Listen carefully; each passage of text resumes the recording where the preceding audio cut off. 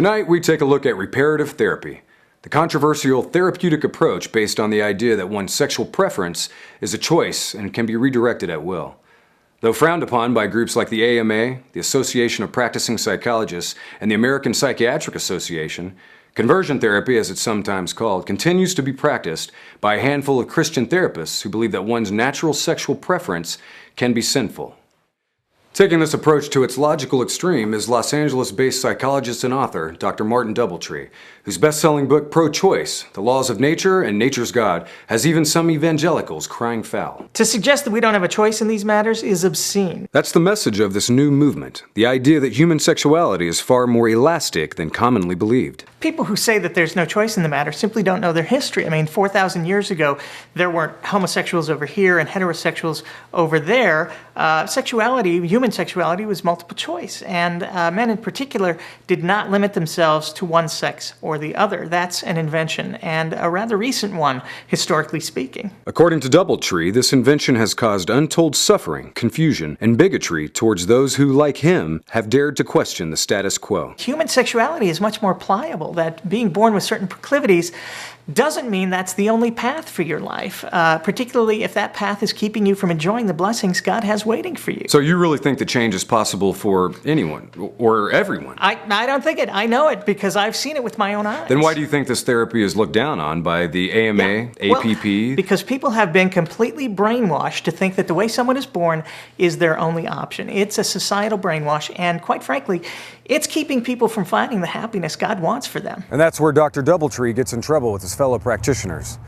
Evangelicals in particular. You're not talking about repairing homosexuals. Oh, God, no. You're talking about repairing heterosexuals, turning them gay or bisexual. Well, you know, I wouldn't put it that way. I would simply say that we are opening a door. Doubletree claims to have helped hundreds of men and women escape from their strictly heterosexual lifestyles, or as he calls it, monosexuality. These people you've helped, were they closeted homosexuals? Yes, some probably were, but the vast majority of the people we've helped are people who were living these strictly monosexual lifestyles simply because they didn't know they had options. Those options are, of course, homosexuality and bisexuality, which Doubletree says have been the norm throughout human history. Well, David, you know, strict heterosexuality, monosexuality, is really just a same-sex detachment disorder. What about the people who say, I was born this way? I mean, what do you say to a man who says, I've never thought about another man that way? Well, what can I say? I believe in a transcendent God, and I believe that God wants us to transcend our more base natures and extend ourselves. Having received his PhD from a school often disparaged as a diploma mill,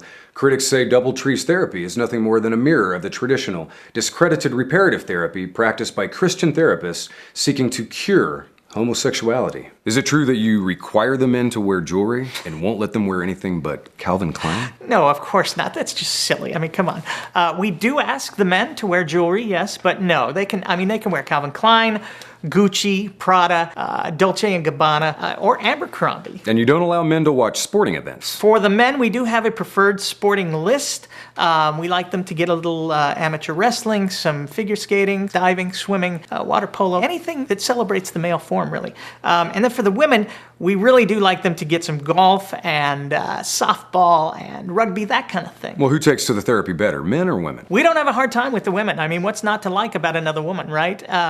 I mean, that's really why men have no problem with lesbians. We understand why they would want another woman. What we don't understand is why they would want us. Of the hundreds of people Doubletree claims to have cured, only 2 would talk to us on camera. Some have not told their families and friends about their transformations.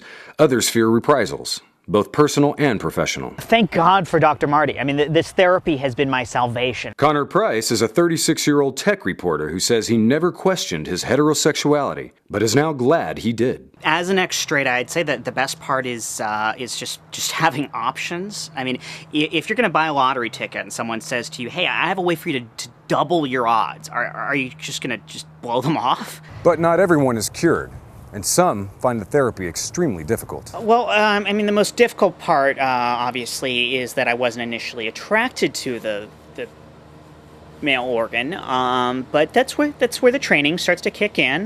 The rubber really helps there. The rubber? Oh, the rubber band. They encourage us to wear one on our wrists at all time, and snap it every time we have a sexual thought about a woman.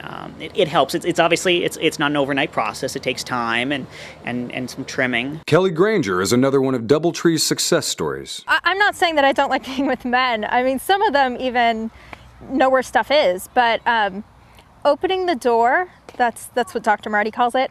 It's a real game changer. It's like that little boy who he's sitting in the same place for years and years, holding things in. And then one day he pulls his finger out of the dike and things just flow. Kelly says the idea of connecting emotionally with another woman was a powerful draw. I'm very attracted to men sexually, but emotionally and spiritually, it was always really hard for me to connect with them that way.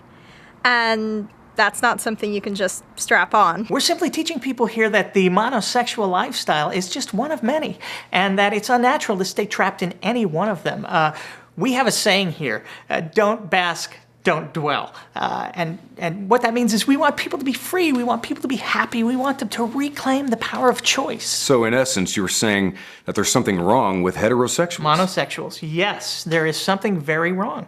But, it's not something that we can't cure. That's the good news. But not everyone agrees. Dr. Michael Shermer is the publisher of Skeptic magazine and the author of a string of bestsellers, including Why People Believe Weird Things and The Believing Brain. He spent 6 weeks in Dr. DoubleTree's program in an attempt to expose what he calls pure, unadulterated silliness. I mean, the whole thing was just silly. They had me wearing jewelry, pierced my ear, I was drinking Cosmopolitans and wearing Calvin Klein jeans, and 6 weeks of watching episodes of Glee and True Blood and Lord of the Rings trilogy, and, well, nothing happened. I mean, I'm still completely straight. Unfortunately, says Dr. Shermer, silly isn't the worst that can be said of DoubleTree's therapy. I think they're making people feel bad or feeling like they're limiting themselves, not connecting with what God wants for their lives, simply because they're leading a strictly heterosexual lifestyle is, well, it's destructive. It's misleading. I mean, I didn't choose to be a heterosexual. Did you? No. I mean, not to imply that you're heterosexual or anything like that. I mean, No, that's fine. Are you,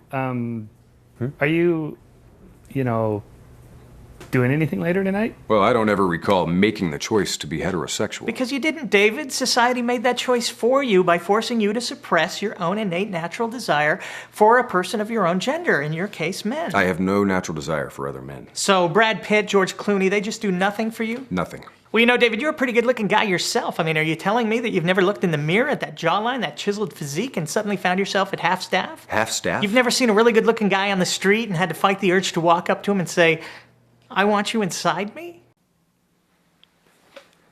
Doctor, I mean no offense to you or anyone in our audience by this, but quite frankly, I find that question disgusting. Okay. But what can I say? In the end, David, methinks thou doth protest too much.